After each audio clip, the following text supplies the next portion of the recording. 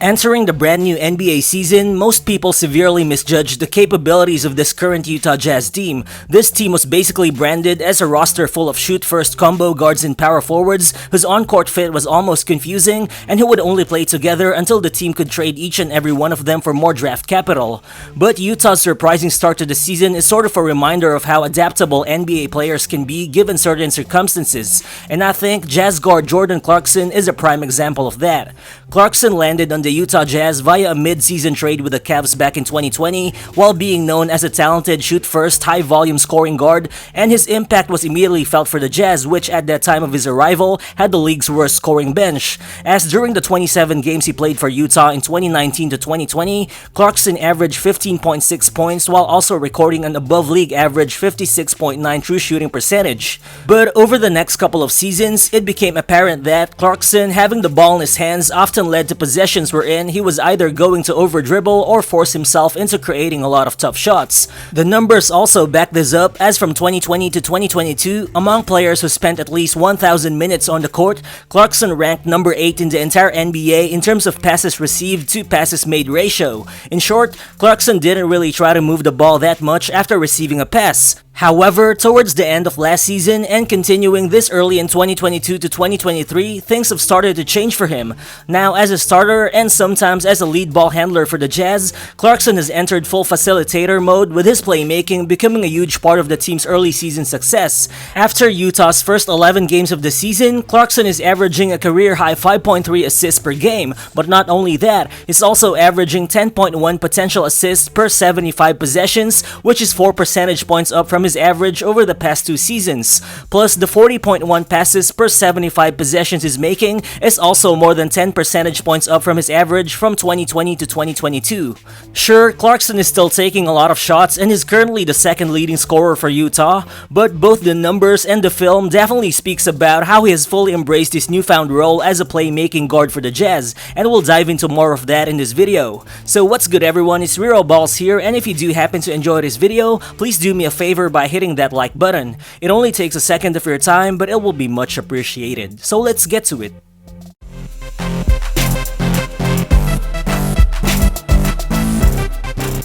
So far this season, the Utah Jazz have relied on a very stable dribble drive attack as the backbone of their offense, which has proven to be quite effective, as currently, Utah ranks 4th in drives per game and 2nd in total catch and shoot 3-pointers made in the entire NBA. A huge reason for this successful dribble drive attack is the team having a steady group of playmakers in Mike Conley, Collin Sexton, and Jordan Clarkson, who all are capable penetrators who have made a career out of slicing defenses as they attack the paint. But so far among the three, it's Jordan Clarkson's driving attack that's been most surprising, as the 14.8 drives per game he's averaging not only leads the entire team, but also ranks 12th in the entire NBA. But it only gets better, as among all 26 players in the league who are currently averaging at least 12 drives per game, Clarkson's 16.9 assist percentage out of drives actually ranks in the 98th percentile of the entire NBA. And watching Clarkson play, you could really see how good and how creative he's been so far in terms of forcing defenses to collapse in the paint before he dishes out those kick-out passes to open teammates.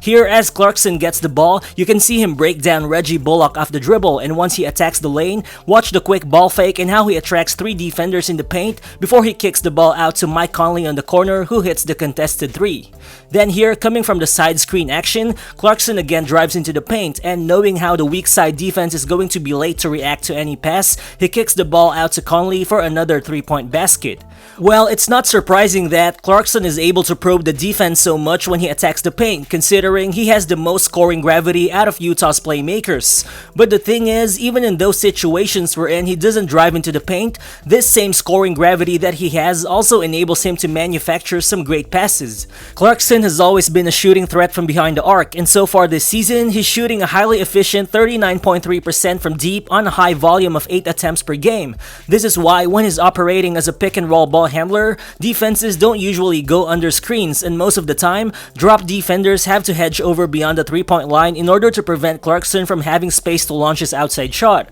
But even in those situations, Clarkson so far has been great at finding the weak spots in the defense while displaying his passing craft and creativity to find open teammates at the same time. In this clip, Clarkson comes out of the side screen action, and upon receiving the ball, you see him already being trapped by the double team, but right there, he sees the weak side defense falling asleep, so he just dishes out the well-timed pass to the cutting Lauri Markkanen for the easy finish. Then here, Clarkson runs a pick-and-roll play with Olynyk. The defense is forced to ice him, but knowing that Olynyk will be met by McGee on the roll, watch him instead dish out the one-handed sling pass to Vanderbilt on the corner for the wide-open three-pointer. Overall, you can actually see that those passes Clarkson makes are not just ordinary dimes, they're actually some Luka Doncic or LaMelo Ball type third-level passing reads wherein Clarkson pulls the defense into him while he anticipates where his teammates are gonna be next all at the same time. And sure, to be fair, Clarkson having the ball in his hands a lot as a facilitator also means that he's still gonna be prone to turning the ball over, and right now that's actually been the case.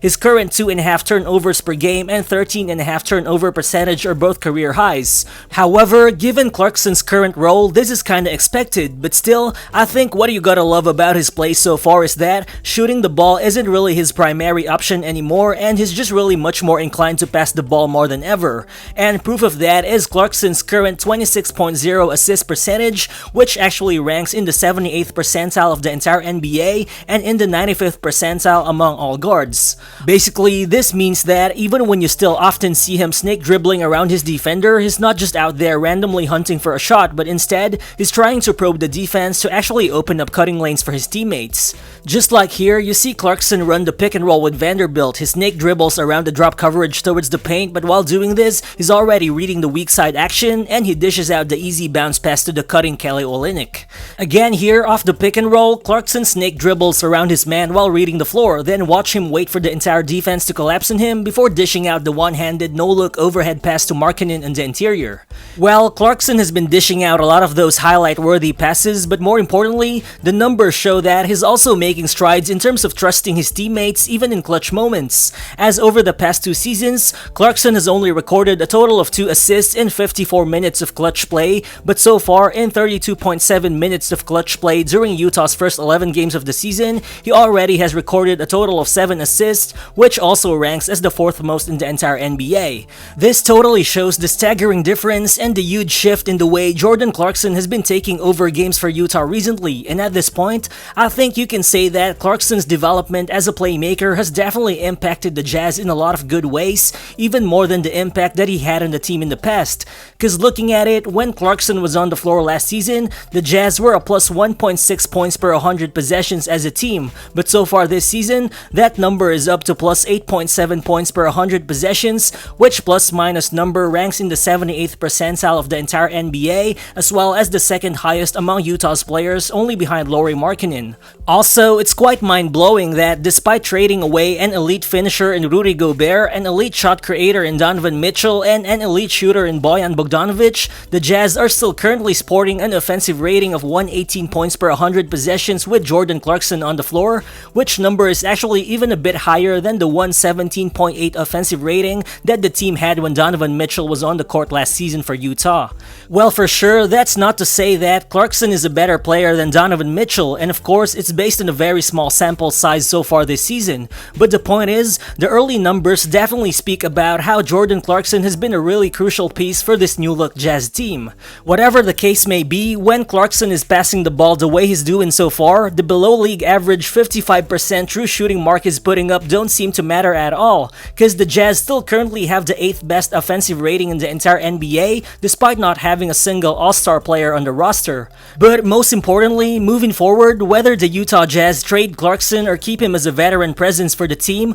what's for sure is that his development as a playmaker has just made him all the more valuable and much more entertaining to watch on the court.